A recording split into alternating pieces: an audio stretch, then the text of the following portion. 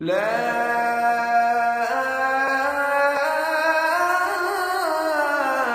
إله إلا الله. So we had a discussion last time, bro. Yes. So let's carry on. Sure. This Yes. time around. Yeah. And I thought let's talk about some really basic foundational things. Yeah. So which we can discuss, try to get somewhere with, and maybe someone watching can benefit from too. Sure. So if you don't, should I begin with the?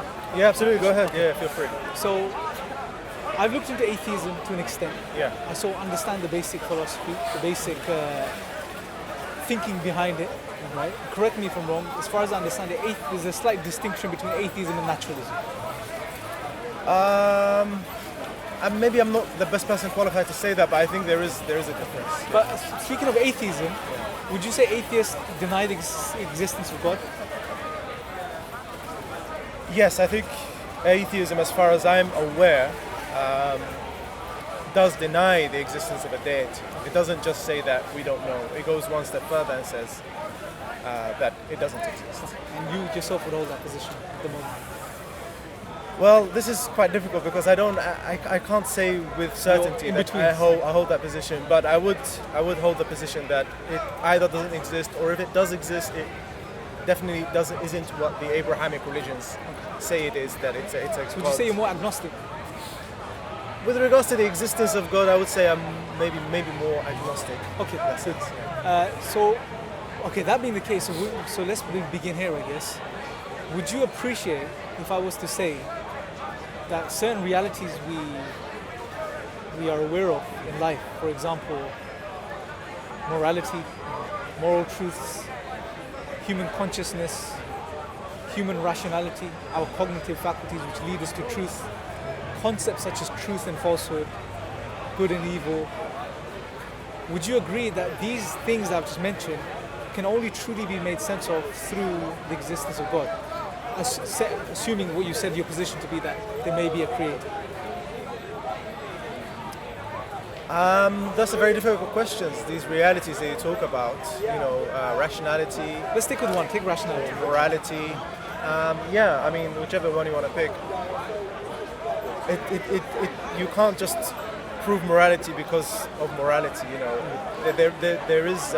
You could say that there is something behind it. There is some. You can explain. I think you can explain it with a God, but I don't think that's a very reasonable explanation in my opinion. Okay. So let's take rationality for example. Yeah. Human cognition, right? Yeah. We know we're rational. We assume it so even with the discussions we have it with the basis that we are rational beings. Right? I mean, if we were to say I may not be, even if you entertain the idea I may not be rational, then you can never be certain of your rational faculties. Therefore, it's pointless having discussions even like this. I wouldn't go that far. I would say that maybe I'm uncertain about my rational faculties, but I can still have a conversation. So okay, let's clarify. So would you say you're uncertain about your conclusions, or are you uncertain about the ability, the processing faculties to arrive at conclusions? What are you uncertain about? Okay, maybe I'm more uncertain about the process itself. The process itself. Yeah. The process. So that means So that means right now, the way you're reasoning can be wrong or can be flawed. It could very well be. So for example, you hold the belief that you're an atheist. That could be false. That could be just based on nothing. Just because if you can't be, because you concluded you're an atheist or somewhat of an atheist, and you've rationally made that conclusion, right? You've come to that conclusion. You haven't just chosen just for the sake of doing it, right? No, I mean, experiences and, science, evolution and so forth. It's processed through here, obviously. Because even if you use science, the whole scientific method is dependent upon your ability to reason upon your observations, right? Sure. So, or even your experiences, you reason upon your experiences and then come to conclusions in that. So the fact that you've come to the conclusion that you're an atheist or somewhat of an atheist, right, is based on a rational process. So if you're saying that you can't be certain of your rational processes anymore, then you can't really conclude anything anymore.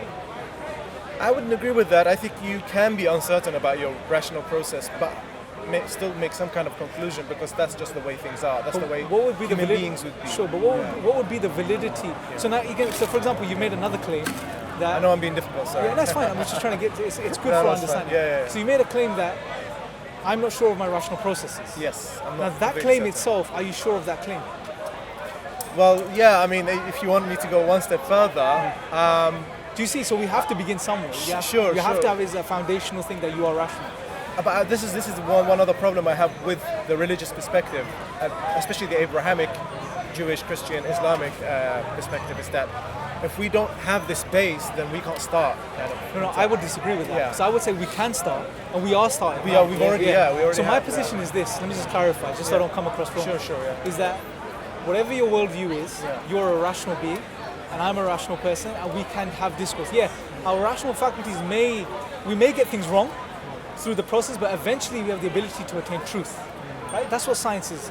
Scientists sometimes get things wrong, but more observations, more study leads to something that's more closer to the truth eventually. Right? Usually. Yeah. So I would assume we are rational as a foundation, right? Now, but you're saying that you're not certain of your ability or your rational faculties or your processes. And I Yeah. would argue that you would have to be to even maintain atheism, or even to make the claim that you're not certain of your rational faculties, you'll have to be rational. Because that itself is a truth claim, right? Yeah. So Yeah, would, okay. can we agree that we have to assume rationality as Well, it's implied, it's implicit, it's part of the whole thing. That's why we absolutely. started. But 'Cause otherwise, here's the thing, if you were to say that, otherwise I wouldn't even want to have this. I'll be talking about like it will make no sense you have like you having a whatever. discussion. Yeah, exactly. It'll make no I sense talk about you being- ice creams and exactly. well, yeah, It'll make no sense you being in Speaker's Corner or doing what you do in life. yeah. So- Yeah.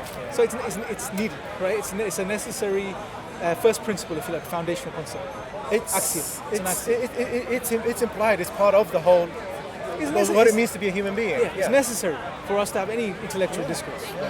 I So- think you can use that word. Okay, so we can agree to that understanding. Okay, yeah, we can. Okay, good. Now here's the thing. If we both agree it's a basic, foundational, axiomatic belief, understanding that we are rational, it's true by definition. It's true by its very reality, right?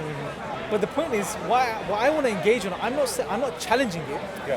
because most people think that Muslims or religious people challenge the atheist rational faculties and say, oh, you can't account for rationality, therefore you're not rational, or therefore you can't be atheist. I'm not saying that. What I'm saying is, let's now just dabble in this inquiry, if you like. Yeah.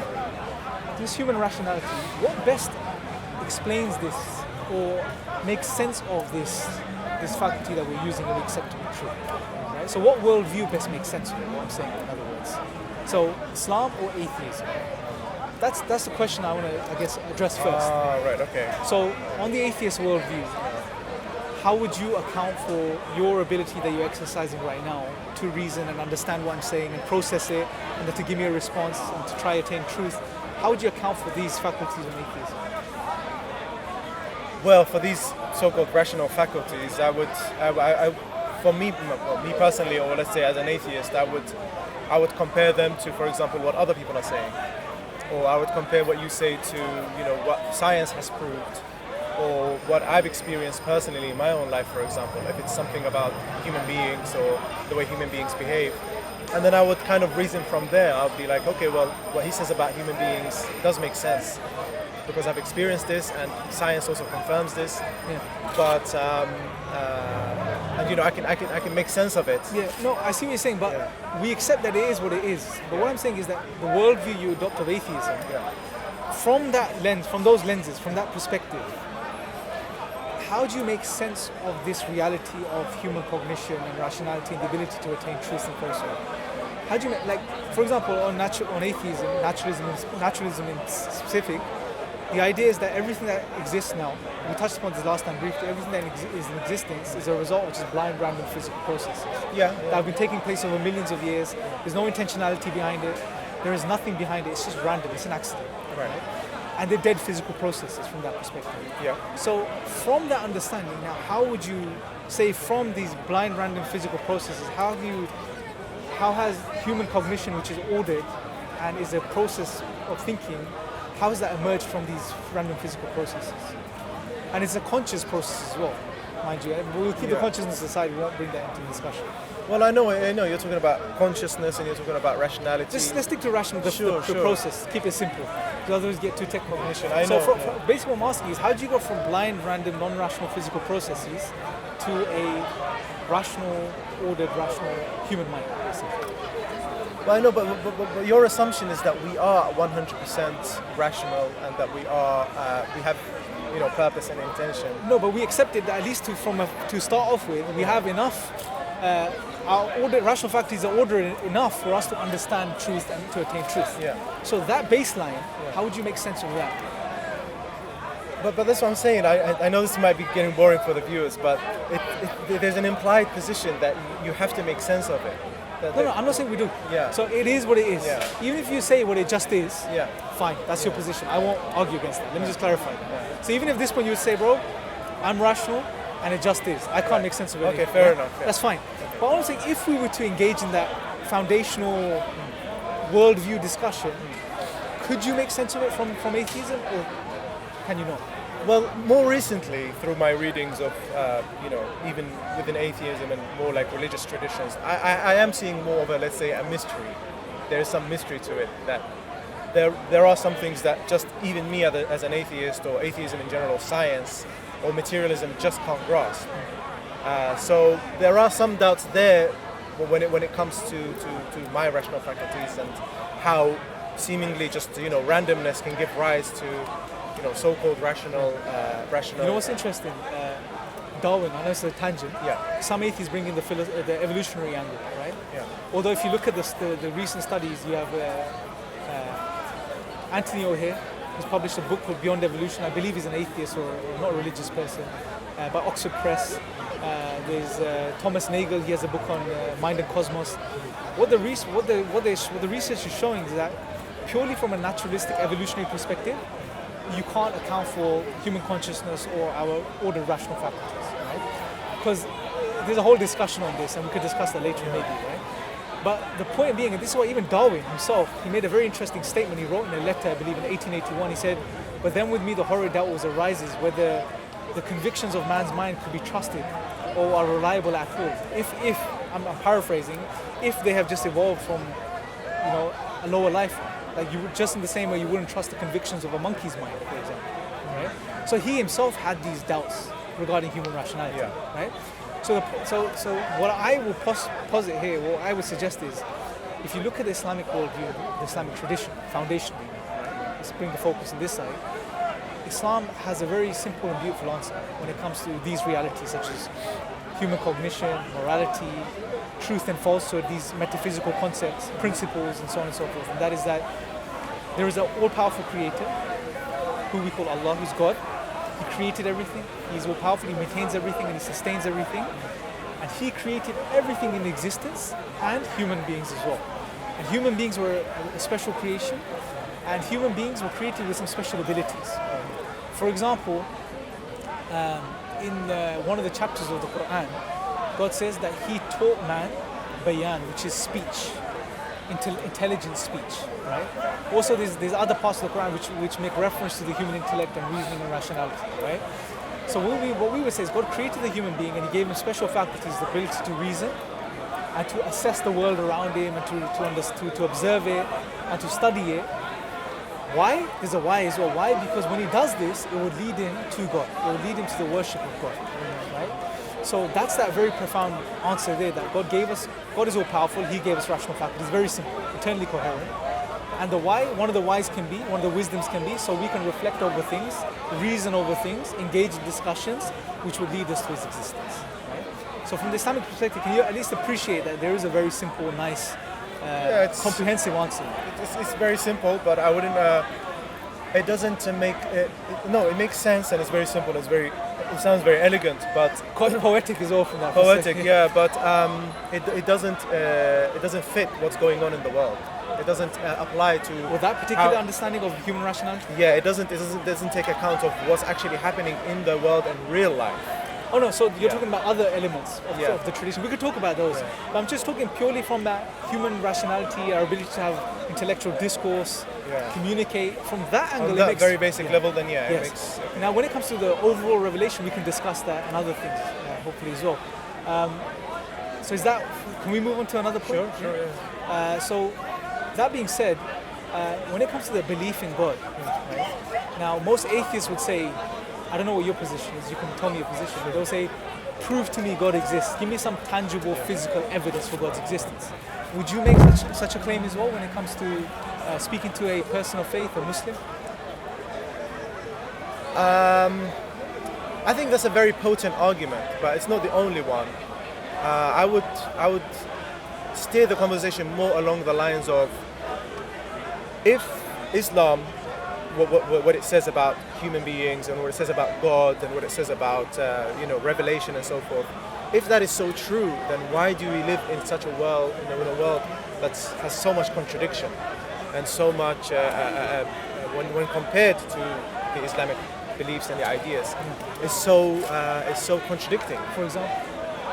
Well, one basic example is you said that God gave us a rational faculty. If that was the case, then why are there so many people living in a very irrational way? And they're living in a very maybe emotionally charged way. They might be angry all the time. They might be, living in a very non-rational way all the time. But the thing is, there's a distinction there. That what you're saying doesn't undercut the fact that we have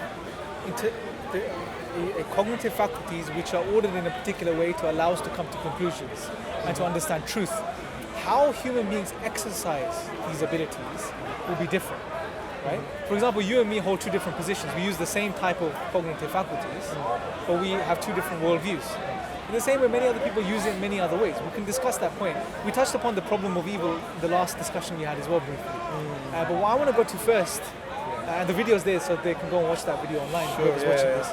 But what I want to touch upon first is, what I was asking you is that the atheists would come to the Muslim and say, give me evidence for God's existence, right? But that assumes a few things. Number one, it assumes that science is the only way to truth. If they want physical evidence, tangible evidence. Number two, it assumes that God is a part of the physical reality or is physical himself. Both of these things aren't true. For example, we know science is a method that we use. Right? For example, I believe it's Bertrand Russell who said, science is an attempt to discover by means of observation and reasoning based upon it particular facts about the world. So what he was saying is that science tries to, using the method of science, you observe physical reality and then you reason upon it, again going back to the point of reason, which is integral to the scientific method. And then you try to understand the physical world around you. That's what science tries to do. It can't tell you about moral truths, it can't tell you about metaphysical realities, it can't tell you about even mathematics, for example, some mathematical truths, although it uses these things. Right? So the point is, science can't tell you all truth. And when it comes to God, God is a metaphysical reality. God is beyond the physical. In Islam, we believe God is a creator of everything and he's distinct and disjoint from his creation. He's not a part of his physical creation. And that concept is quite intuitive as well to the human being. Purely from a rational perspective. I mean, if I was to ask you, does it make sense that if there is an all-powerful creator, that he is not going to be a part of his created physical creation? It makes sense. Yeah, it makes sense. I would say it makes sense because it's a part of our very nature. Right? Whereas if I was to tell you, no, God is a man who is about 6'5", has beard this length and eyes like this, there you go. Your expression says it well. It's very counterintuitive, right? Sure. From a rational, emotional, intellectual, innate perspective, right? So what we say that the concept of, this is another point, the concept of God in Islam makes sense and it's in line with the human nature. And it fits like a well-tailored suit, but we'll discuss these points after. Point being that in Islam, so the point is, God is not physical, okay? Therefore, when it comes to the existence of God, we don't engage, or we shouldn't engage in trying to prove God through physical means. Right? Now, when it comes to logical, rational argumentation, right, are there arguments for God's existence? I would argue there's many arguments for God's existence. Very strong arguments for God's existence. Some of these arguments are God shares with us in the Quran. I'll share one with you today as well. But however, the belief, what we need to realize that belief first starts from a foundational perspective, right? So in our philosophy, in our tradition, belief is not something that's acquired from the outside. The roots of belief are within the human nature. Right? So we believe God placed the belief in him, or aspects of the belief in him, within the human self, within the soul. Now, what's proof of this? I mean, all you have to do is you can argue in two ways. All you have to do is look at world history, look at the world today, but not universally, but majority of the people on the face of this earth throughout history have always believed in a cause, a creator, a supreme being. Sure, right? So that alludes to the fact that it's a part of the human nature. It's built-in element of the human being itself. But doesn't make it accurate, but... No, but yeah. When the majority, for example, if I was to say to you, is it absolutely wrong to kill an innocent child? Even as an atheist, you'd say absolutely yes. Or you may disagree. Right? Well, Or would you feel? Let's put what you think rationally. Would you feel it's wrong? Of course, I'd feel that way. Yeah. Majority of the world would agree to us. Right? Not all. There are some crazy people, but most will agree. Or some cultures that are not. Yeah. So what we can say safely is that some of these principles of right and wrong are natural to the human being. It's a part of our nature. How we don't understand, but it's a part of our nature. Sure. Okay. Yeah. Okay. In the same way, the belief in God we see throughout history is a part of human nature. So, from the Islamic tradition, it sort of complements this, because in Islam we're told of the fitrah. For example, the Prophet Muhammad, peace be upon him, said that every child is born on the fitrah, this pure nature. Right? We know in the Quran God says turn towards that pure nature, that fitrah that God created. The word is fitrah, the pure nature, the essence. From a Western philosophical perspective, and you've already appreciated this is fine, we don't have to go here, but if you were to go to the Western philosophical tradition, you can almost see it as a foundational, self-evident truth, a basic belief, right? Just like the real world is real for science, okay? So that's where belief begins for the Muslims, right? And I think it's a very strong position to hold, because we're not straight away going through this logical discourse and realm, which we can. I will share some of that too. Sure, yeah. But what you can appreciate is that God has given us many layers or many different angles that lead us to Him. So there's that foundational aspect, then there's revelation, then there's the engagement of the rational intellect as well, right? Now, we okay to move on to the rational? Yeah, okay, yeah. Okay, I'll give you one rational, very powerful argument God makes in the 52nd chapter of the Quran, verse 35 and 36. God says, were they created by nothing? Or were they the creators of themselves? Or did they create the heavens and the earth? Heavens and the earth. Rather, they are not certain. Now, when we look at these verses, there are some logical implications here. There are some logical possibilities. Can something come from nothing? Can something make itself? Or can something be made by something else made? These are the three that are pointed out. And there's a fourth one that's unstated. We'll touch upon that later. So let's work through these rationally now. Let's engage on this level. Can something come from nothing? Let's take the universe. Could the universe come from nothing? Well, I mean, I would say almost nothing, but it's not nothing. Oh, there has to be something. Yeah. Because even as an atheist, you would agree. Almost nothing is something, so yeah. Exactly. Because nothing by itself has no potential. Nothing itself is nothing. Although in Islam, what we say, God is the only being that has the ability and power to create from nothing. He's the one that can do that, right? So from nothing comes. Can something create itself? Think about this one.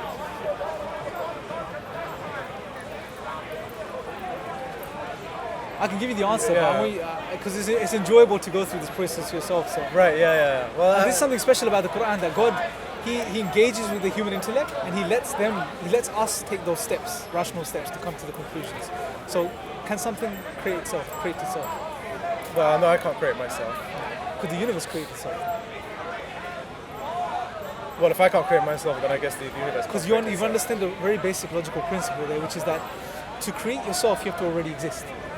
And if you already exist, then you're not creating yourself, you're already there. So it's a paradox. So not only, if you see the first option from nothing, it's impossible. But this one is not only impossible, but it's a logical contradiction. It's beyond impossible, right?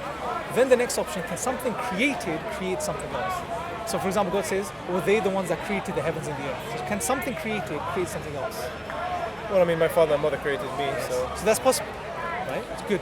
But the problem with this option is, if you look a bit deeper, then you can ask the question, well, what created that something that created that something? And then you could keep going, well, what created that something that created that something that created that something that created that something?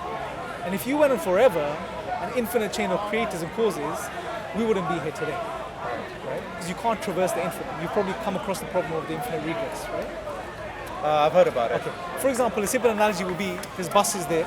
Say I want to go home on the bus, but I don't have a pound. I need a pound to get on the bus. I say, my friend, give me a pound. You're like, I'll give you a pound, no problem, because I'm a nice guy, but I don't have a pound, so I need to get a pound from someone behind me. And if that person said the same thing and that went on forever, would I ever get on the bus? Would that event ever take place? No. Right? So there has to be that first cause that gave the first pound in that example. The analogy is not perfect. Yeah, there has to be a first cause too, yeah. So it breaks down the understanding that something created something else. So what's the fourth only possibility that's left? We've gone through all of the other three. That there's a creator. There's an uncaused cause. Well, that's not created. Right? So that's the conclusion we come to ourselves just using our minds. I mean, can you think of any other possibility? No, I can't think of any other possibilities. I know where you're going with what you're saying, but I mean, I would say that I'm not really well versed in the actual science of it. I think for me, if I could kind of just slightly move the conversation a bit, I would say that the reason I became an atheist was not so much because of the science. It was more along the lines of that I didn't feel religion really addressed the issues that I had experienced as a person. We talked about this last time, the personal experience. The personal experience. We're going to go to that because I don't think even Islam or Christianity or Judaism, I don't think they really address the person as an individual. Would you like some gum? No, I'm fine, thank you. Yeah. Sorry, I'm just going to my mouth's drying. Okay, we'll address those points quickly for you, right? And like we said, we touched upon this briefly at the end last time. That's the personal thing that really matters. But before we go there, can we at least acknowledge that from a rational, because remember, it's not a scientific argument that I shared with you. Yeah. It's a very argument based on principles, logical principles, things that are intuitive and understandable. Can we at least appreciate that based on that argument, that there is only one conclusion, that there has to be an unforced course before we move on to Okay, sure, yeah. Okay, I can see that. Okay. It's just... I know it's an emotional thing for you. Yeah, because, well, it's very emotional, that's one thing. Also, I if you don't want this section shared, we won't put it out, because I know it's a personal thing. Yeah, maybe it's best, Bro, we can cut it now. This is a very beautiful book I really encourage you to read, bro. It's called The Divine Reality by a guy named Hamza Jorgsis. I know him personally, he's a close friend. But it's a phenomenal book and he goes into these things. But if you really think about it, these blessings that you have, bro, you cannot enumerate them. Just one, just the heartbeat, let alone your eyesight. If I was to tell you, I'll give you £100,000, can we surgically remove your eyes? I know it's a bit simplistic though, because life also has a lot of suffering. There are tests and trials. So I guess maybe I should just clarify my position, because I would say that the main reason for me being an atheist is having to come to understanding of life's suffering. I realized that God cannot exist, or at least the kind of God that even you say, there's 99 attributes of God. More than that. And maybe more than that, and that God isn't only good. But from what I've experienced, having so many negative experiences, if God does exist, then he can't be a good God. He can't be a loving God. But first thing we need to establish, God's existence is not contingent upon this problem. Yeah. Number one.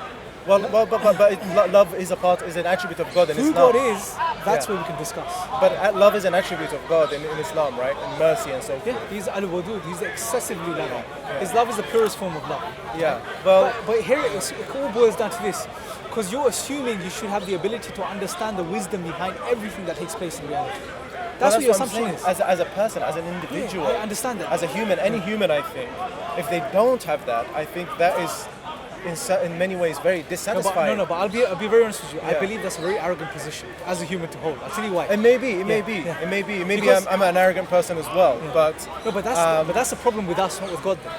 That's the key thing we need to understand. The point is, the reality is, God is God. We are humans. If we knew what God knows, then we would be God. Do you see the point?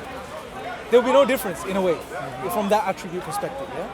The point is, it's about having humility and understanding who you are, bro. Because you didn't create yourself. You don't sustain yourself. He's the one that's doing everything, and he's telling you he loves you more than your mother. He's telling you he's the most loving. He's telling you he's the most merciful. He's telling you he's the most wise. That there's wisdom behind these things. Don't worry, you're in good hands. He's telling you this. If still then you want to have that position where I want to know everything, I should know everything, then that's a position of arrogance. It may be, but otherwise I find it that it's a dissatisfying position. It's not a satisfying. Satisfaction's a side, bro, right? As human beings, we'll have times in our life where we're not satisfied, right? Like I said earlier, there will be times in my life where I may not be satisfied with the complete understanding of what happened to me 6 years ago. Yeah. That's a side point.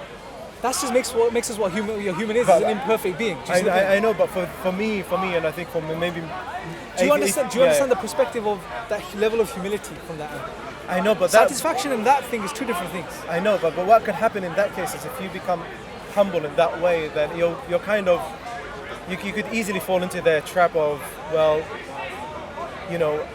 dismiss everything. You're kind of being quite dismissive about it. Well, it happened. You're intelligent enough not to, right? I'm telling you, the correct understanding is this, bro.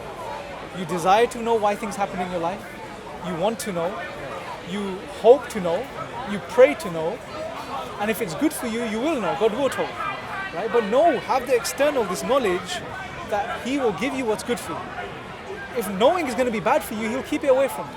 And have confidence in that reality. That's the key, bro. And have humility from that perspective. Having humility in that, what I've just said, and keeping that as an understanding and accepting, is not to just dismiss everything and say, that's fine. No, you're human. You're going to be human, right? You're going to have experiences. You will be upset. You will be sad. The Prophet, peace be upon him, like I said earlier, he cried at the death of his son. He didn't question God because he knew God better than most of us, all of us, right?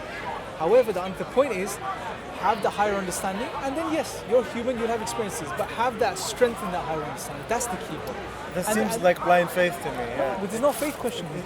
Yeah, I don't know. Is it internally consistent that God, He's all-knowing, He's all-powerful, and He is aware of everything, and He has the picture and we have the picture. That's internally coherent.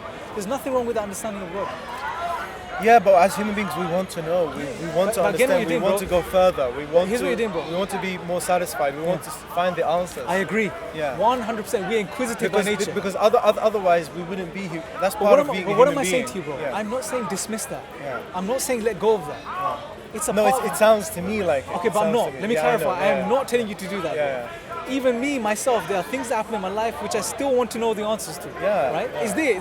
That's our nature. Keep that. No one's telling you to remove it. You can't remove it. Yeah. That's what makes you human. All I'm saying is this: have the external appreciation of who your Creator is, knowing that there is wisdom behind things. He knows everything. I don't. I want to know. Keep wanting to know. But realize that if it's good for you, He'll let you know. He'll tell you. If it's not good for you, He'll keep it away from you. Right? Have that confidence. Right? These are two different things that we're mixing up. I know, yeah. I don't have that confidence. I don't. Yeah, but that's what you need. Right? And I really encourage you, really think about this. Yeah. So I guess that's it. We can carry on discussing in the future discussions we can have. But really think about that point and read the Quran this time. Yeah. Try getting a copy. Abdul Halim's translation is very good in English. Yeah. Read that; it's very good. Otherwise, you have some old archaic ones which are very difficult to navigate. Read Abdul Halim's phenomenal translation. It's a pleasure. Thanks. Thank you. Take care. God bless you.